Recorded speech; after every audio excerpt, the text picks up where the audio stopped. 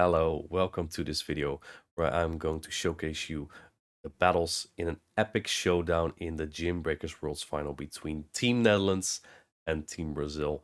Top competitors on both sides, and it was super awesome. So I want to make a video about it.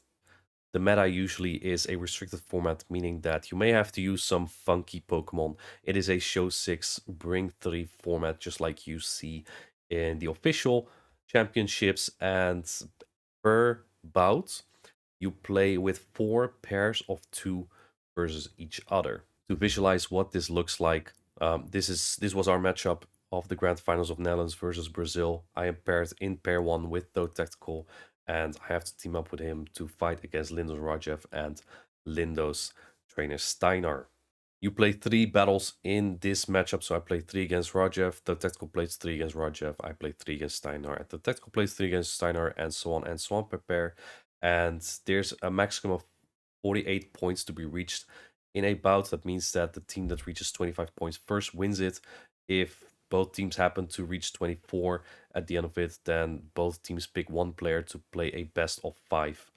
I will go further in this video what the meta looks like, what the matchup and gym breaks look like. If this already sounds fun and exciting to you, I will put the link to the Gymbreakers Discord invitation in the description, so you can join there. You can find a team there, or you can invite your friends and make a team yourself and participate. Just to be clear on where we are in this competition, in Gymbreakers you first go through a group stage. This group stage decides in which division you will play in a single elimination tournament, and we are in the very grand finals of the highest division right now, that is Netherlands versus Brazil. I will be showcasing only 1 battle per matchup, otherwise it's going to be way too many battles. But if you'd like to see them all, they have been streamed on Twitch.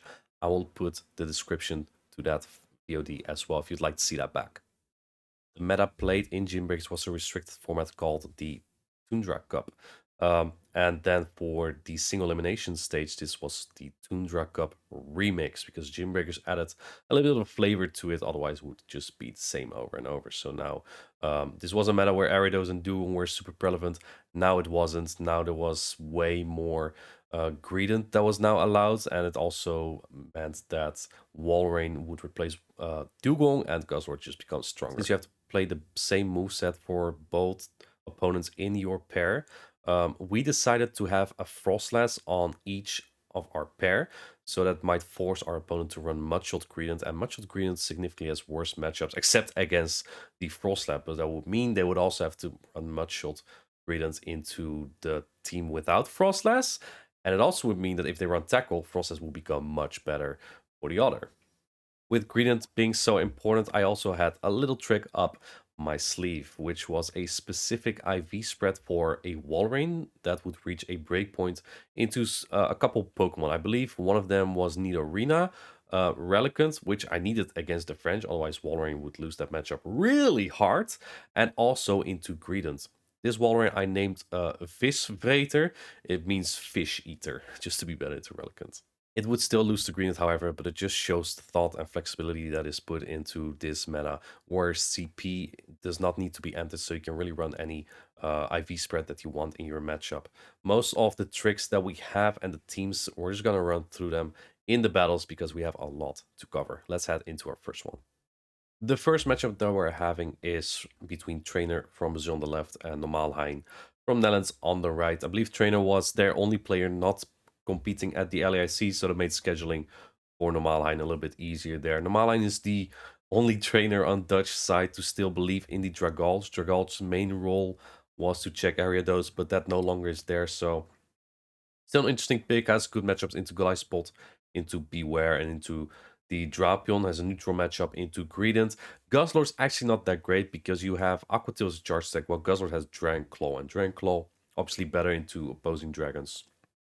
So as our first matchup, we actually get some off meta picks. These are, especially Trainer's team is your standard meta team, except that he has a Regice. Regice has interesting coverage in Thunder, Earthquake, and Blizzard, and Focus Blast. Can hit super effective on about everything, but you cannot run every charge attack. So in this first matchup, we're gonna take a look at how this matchup plays out, and I specifically want to zoom in on that Reggie Ice. While these teams do have some off-meta picks, we're going to go straight into a hard meta matchup in our first battle here. We have Greedent into Beware. This is a very neutral matchup. Beware has super effective damage in superpower, but double resisted damage in Shadow Claw, and Greedent outputs very quick damage with tackle, and they have Trailblaze to boost your attack now. It's cheaper damage, cheaper energy now with 45 energy instead of 50. The Maline lets the first power go. It's going to do a lot of damage. Normally you see Greedent double shielding is, and because you let the first attack go, the Beware is going to win the zero shield scenario. But knowing that the Beware is here means that both the Frostless and the Goliath spot from Normaline is going to look very good, so he doesn't really need switch advantage. In comes Greedent, but I believe that is a mud-shot Greedent. And again, because we have those Frostless on our teams, it is just so difficult to run tackle Greedent, because Frostless just annihilates that. And that makes this matchup good as well, because Mudshot is resisted into the bug typing of Goliath Spot, giving it a little bit more of an edge here. Of course, Greedent very bulky, is going to get 3 body slam here, might be able to take the zero shield scenario. So he goes for the Trailblaze, and now for the farm down, but timer's up, and in comes Reggie Ice. Now, Reggie Ice is really good on paper, not good in practice. You're gonna see why. You think that it should win this matchup because it's resisted Power Snow damage from Frostless on Reggie Ice, and even though Lock On is also double resisted, it would do 1 damage either way, so it doesn't really matter whether it's neutral or resisted. But just because of Reggie Ice clunky pacing, just like with the other Reggies, Shadow Ball and Power Snow add up just way more. Even though Reggie Ice is faster, it gets to Thunder equally fast as Frostless gets to Avalanche, just to give you an idea of the pacing. So at this point, there's still 3 Pokemon on Trainer's side, but Normaline predicts him attempting to catch. You cannot catch again at this point because the clock is not up yet from Trainer. And Greedent will possibly get farmed down, but no, looks like he's going to go for the Avalanche. I think could have farmed down maybe, but it doesn't really matter. Going for the Avalanche. I believe there's still a shield on Normaline's side as well, just showing the sheer dominance of that Frostlass. And while this Reggie is not exactly in Shadowball range yet, it's actually surprisingly bulky still. Maybe not exactly surprisingly. It's not as bulky as Registeel, but it is a Reggie. And it takes it so low that you can bring in the Goliath spot. Even if that Pokemon would get to another attack there, then Frostless will be able to power snow down because lock-on damage is super clunky. So it just shows that as long as you keep shields up, the Reggie Ice is just not that great, even in matchups where it should look good. And that leaves Normaline with a 2-1 victory in the very first match of Brazil versus Netherlands. Second matchup is also against Trainer, but this time it's Gideon playing from the same pair. Now keep in mind that in the Gymbreakers format, you have to play the same moveset on the same Pokemon against the opponent. So that means that Gideon now knows that this Greedent from Trainer has Mudshot. He has double poison, so he knows that that won't work in his advantage. This video is going to be mostly about having the correct moveset. Gideon is not a player everyone knows, but he is crazy good. Actually beats me in most of the tournaments we play against each other. So it's kind of unfortunate he never really plays in play Pokemon circuit, because it'd be great to have him play for prizes and on the official broadcast. This is a positive matchup for the Beware because you resist the Fury Cutter. Stomp is the same type attack bonus. Shadow Claw is neutral on Goliath Spot. And you only have Area Ace to hit back, which is not the strongest attack from Goliath Spot. You pace equally fast, so you'll see that these Pokemon will hit the Charge Attack priority. And just like the Maline, Gideon is satisfied with this, just going to take the energy advantage. Because again, if there's a Reggie Ice, you need to keep shields up in case it has Focus Blast. In comes the Greedent from the opponent, which is a turn behind, but paces a little bit faster because it's Mudshot. But you can see that the fast attack damage from Gideon's Greedent will do more because he has Tackle instead of Mudshot from the opponent. With Trailblaze, these tackles may add up a little bit more, and then a Body Slam should almost knock out this opposing Greedent. Will really come down to what is in the back then. The only thing that could really threaten a 2-shielded Guzzlord from Gideon at this point would be opposing Goliath Spot with Fury Cutter, or maybe a Guzzlord with better IVs. Tackles down in the back is... It is Goliath Spot, but this is what I'm talking about when I said this video is about movesets. Because this Goliath Spot is running Shadow Claw. And this is really about knowing the format you're playing in. You look at the teams that Gideon and Normaline have, you don't really need Shadow Claw. Of course, there are poison type Pokemon, Tentacruel and Grimer, but they're not good matchups either way. Because Trainer now runs this moveset on the Golisopod, he's going to lose this matchup into the Guzzlord because you resist the Shadow Claw and one X Scissor will not knock out. Well, if you had Fury Cutter, it would have pushed it into X Scissor range. Attempts to catch, I don't think it really matters as much for Gideon. This Golisopod wouldn't even be able to farm down the Gredients. Attempting to make a catch, Gideon notices, tackles down the Beware, is able to get to a body slam here. Actually on Charge Stack Purity, but there's a Charge Stack as well on the Guzzlord that should clean it up for Gideon. Gideon won this set by 3-0, so that puts Team Netherlands at a 5-1 score head start here. Matchup number 3 was against Bruce Santos versus Guido. Guido, part of the EU Emperor score that is in the Dutch team, consisting of myself, though Tactical, and Guido. Bruce Santos has the hard meta team. This is the meta, and Guido has some of the Dutch sauce in his team. Excalibur has been important for many of us, and paired with that is that gradient as well that is so crucial. Guido has the Frostless in his pair instead of Walrein, and again that might force his opponent to run Mudshot on gradient or to run Risk with Tackle. With Guido, you'll never know if he's going to run a team that makes perfect sense or if he's going to take the classic Guido risk. He leads the Frostless into Beware. This is a bad matchup when shields are up. Beware only has double resisted or single resisted charge attacks, but the Shadow Claw are super effective, and because of Beware's high attack, they add up relatively quickly. Frostless also has a low defense, so meaning that the Shadow Claw do even more damage. He tries to catch. The problem is Golisopod also has a bad matchup into Beware. So now this Beware is loaded. Stomp, same type attack bonus, does so much damage. This Golisopod would barely hang on here, but Guido decides to shield here anyway. This leaves the opponent to make the shield decision or take energy on the next Pokemon, which could be a little bit of a dangerous play now. But the opponent decides to shield and keep that Beware. When shields are down, Beware is really good in this meta. If you just look at the team from Guido, he has Frostlass, he has Redent, Excalibur, Guzzlord. That's 4 Pokemon taking super effective damage from this Pokemon. Superpower, I think this is where you barely hang on, but Guido does not want to take that risk. Swaps in the Guzzlord, expected that the opponent would blind switch as well, but in the back is a Walrein. This is the reason why I bring Walrein. If you don't have Walrein, Guzzlord runs wild into your team usually, even into Fury Cutter Golisopod. Guzzlord can still hit pretty hard. Frost is very fragile, so it shields up. Guzzlord still hits well too, but Walrein is bulky enough, is fast enough to take care of that quickly. And this just kind of is a showcase of, yeah, sometimes running risk does not reward you.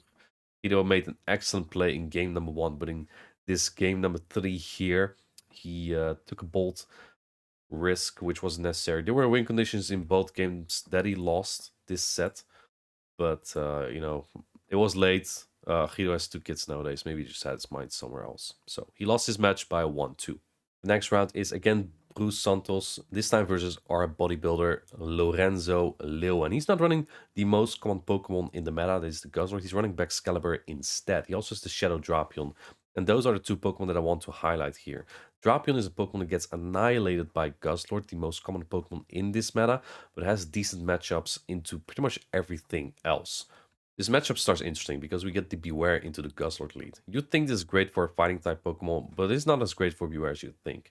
You need to bait twice here and have a Beware with a high defense, high HP, low attack to win the 2-shield scenario here. But he goes straight Superpower, hoping Bruce Santos won't shield this. The problem is, if Guzzlord shields everything there, it means it's just gonna win with like 80% health. Lorenzo's accidentally running Mudshot here, and that makes this matchup so much worse. Not only that, Bruce Santos answers with Golisopod, and because you don't have Tackle that is neutral, you have Mudshot that is resisted. Golisopod has a pretty fine matchup here after this chip damage from that Guzzlord. It's going to be a little bit tricky here, but if you can get a farm down on your Beware, take a look at Bruce Santos' team. Nothing on his team likes to take a superpower besides this Bolt here, but Bolt is running out of steam, running out of time, getting Charge Stack Purity here. It's very good counting from Bruce Santos. Doesn't want to lose switch nor shields. I like that play. And now that the timer's up, Bruce Santos decides to swap immediately. Very smart by him. You gotta shield this if you want to get the most out of your Beware. Lorenzo does so. Gets a bit of an overtap, unfortunately, or lag. I wasn't sure what it was. Going for the superpower, but again, Bruce Santos doesn't mind going shields down. He wants to keep that Pokemon healthy. Goes in the Baxcalibur.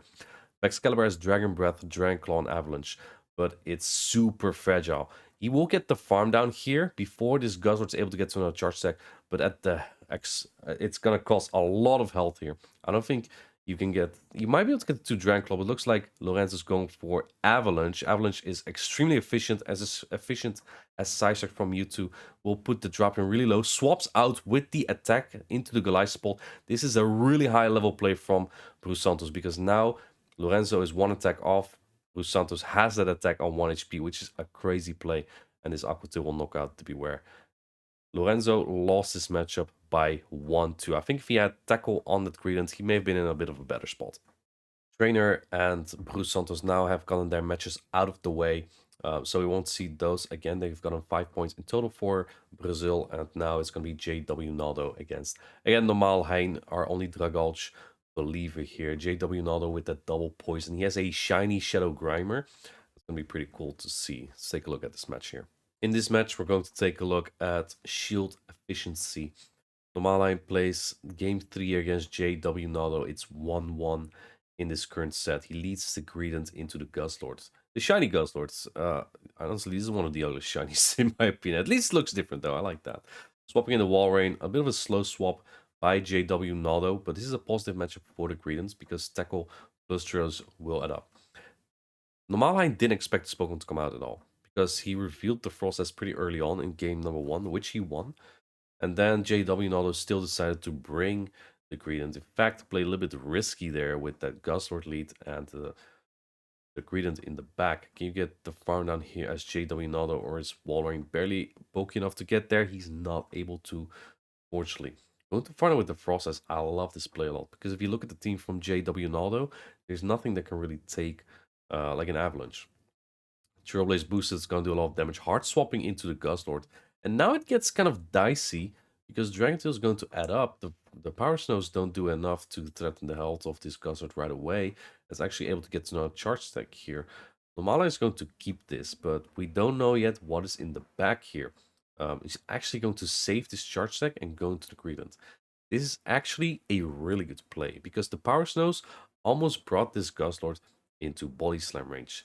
Tackle is just quite bad into the Guzzlord simply because it has a very high HP. And this is where it goes wrong for Normaline. He not only doesn't he throw the Body Slam before that Brutal Swing, which I'm not even sure if may have knocked out. I think it would have, but if not, then is what it is. But look at what's in the back. It's the Drapion. And a Crunch would have done much more from this Drapion than the Brutal Swing from the Guzzlord. And now, doesn't shield the next attack. JWNaldo only has to throw the next charge stack before the Greedent's Body Slam. Now he should be able to poise this thing down. This Frost that's super low. Look at this. Normaline makes a funny play here. Goes for the Shadow Bone to the Drapion. And Naldo catches it on the Greedent. They had a funny moment there. But JWNaldo winning that matchup by 2-1. If you thought this was gonna be the Dutch walking over the Brazilians, guess again. They're almost tying up the score here. Next up, we have Lindo's Bernardo versus Trip Tondo. This was Lindo's Trixen at first, but from what I saw, the scheduling went a little bit difficult with Trixen not having a lot of availabilities. So they substitute them. That's why you might see a very bad CP Gyarados because Bernardo may just not really have one. But in this match, I want to highlight the Beware. We call this the Beer Meneer, which literally translates to Bear Sir. And it's been the MVP for some of us in many of our battles. But the Beer Meneer is not exactly a very reliable Pokemon. We saw earlier that as a fighting type Pokemon, it even struggles into the normal type Greedent. It also struggles kind of in this matchup. Now, Beware should win all even scenarios here, but it gets very dicey once you go straight superpower and they get shielded. In fact, if you throw one superpower here, the next one will barely not knock out, and that means that Beware will not win the 0 to 1 shield even. The thing is though, the 0 to 1 shield is actually relatively good. So I think that Tondo could have no shielded this perhaps. The opponent, Bernardo, catches this on the Drapion. Looking at the team of Bernardo, again, nothing really likes to take superpower. Fighting coverage is just really good. There's only the Goliath spot, but you don't really want to swap that into a loaded Beware usually. Now going into the Greedents. Greedents has been a really good Pokemon for just soaking up damage, but the defense drop really sucks here. Now you kind of have to throw before the Aqua Tail even, because that will put Greedents so low. The Walrein already has energy stored, so technically Bernardo could otherwise... If you take the Aqua Tail, Bernardo could otherwise swap in and just cancel all your energy and your farm downs for nothing. Going for the Body Slam here. Kind of iffy situation for the Tondo here, because how do you place that... Beware. Going for another Body Slam is actually really valuable chip damage, but you beware, you cannot ever bring that in here, because your Shadow Claw is double resisted, the Gradient is loaded, and now you go into Tentacruel. Tentacruel is actually, I believe, the first time we even see Tentacruel in the battles here. Is an excellent pick into Pokemon like Walrein and Goliath support, not so much into the Dragon-type Pokemon. And now this Walrein that already had an Icicle Spear loaded, that is 40 energy, only needs to get these Earthquake. Earthquake does around 75%, so this Tentacruel is in range. Revealing the Sludge Wave here. That means that Triptana will always also have to use Sludge Wave against the next opponent. Sometimes you might prefer Acid Spray or Blizzard. And this Walrein is loaded on energy. Bernardo is managing his energy perfectly, because look at this. Now gets to the Earthquake perfectly before the Scald of this Tentacruel, and then wins Bernardo this match. He won this matchup by 2-1. Bernardo tied up the score there to 9-9. And now he will play against Howie, that is the pair with Trip Tondo. Now Howie noticed that Bernardo had Tackle on his Greedent, meaning that the Frostlass is going to be much better. Howie also doesn't really have the Guzzlord, that is to be less weak into the Goliath spot, but because of Baxcalibur's fragile nature, is going to struggle into the Gyarados more. And on top of that, the Grimer has Mud Slap, which also is rough into the Gyarados. We always laughed at the Gyarados because of the non-same type attack bonus in Dragon Breath. It's kind of weak usually, and it doesn't have bulk. It actually is looking really good into Howie's team. Howie lost his first match over a predictable strategy from Bernardo that's worked very well. Bernardo keeps having that Gyarados as a safe switch in the back, so I told Howie we need to rammen, we need to beuken. And this translates in Dutch as you need to smash through it.